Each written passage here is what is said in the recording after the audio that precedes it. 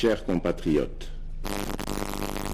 depuis les accords de Sun City, les confessions religieuses ont la lourde tâche d'accompagner les processus électoraux dans notre pays, notamment par la désignation, entre autres, du président de la Commission électorale nationale indépendante, CENI en sigle, institution citoyenne appelée à organiser les élections dans notre pays.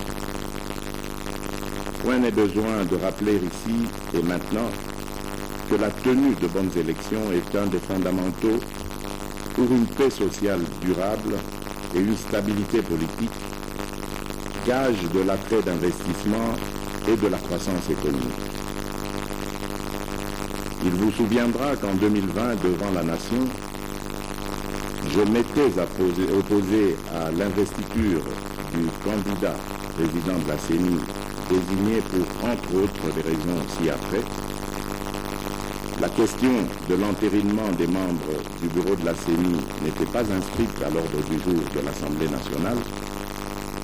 Un seul PV désignant le président de la CENI, du reste sans soubassement, m'avait été transmis pour promulgation, alors que le bureau de la CENI devait compter 13 membres. Le président et le vice-président de la plateforme des confessions religieuses n'avaient pas sanctionné le PV de désignation par leur signature.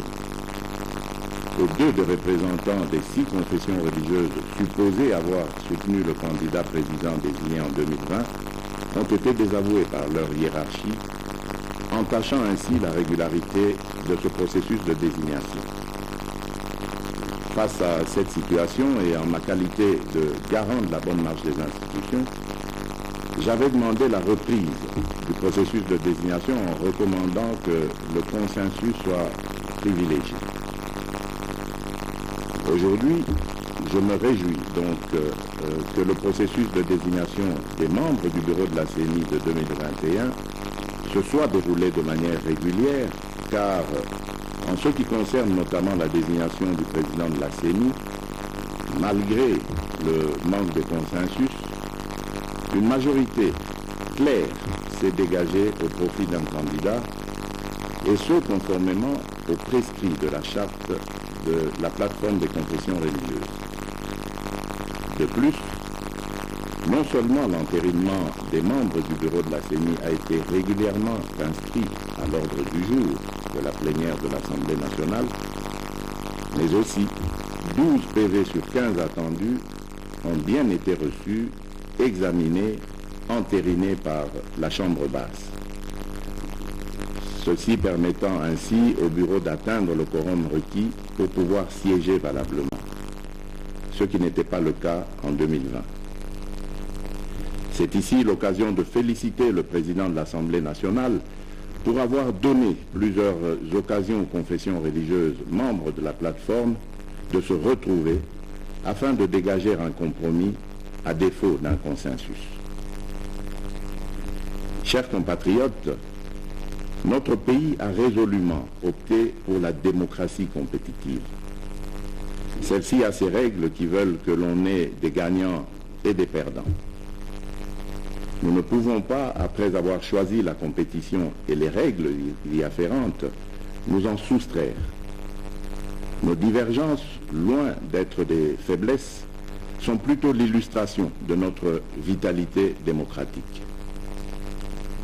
Au regard de tout ce qui précède, j'ai décidé de signer l'ordonnance désignant les membres du nouveau bureau de la CENI.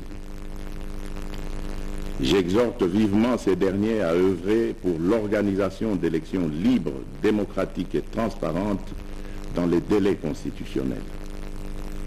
Par ailleurs, nous avons bon espoir que les 3 délégués de l'opposition seront bientôt désignés pour rejoindre cette équipe et prendre toute leur place dans ce processus qui nous concerne tous, Congolaises et Congolais.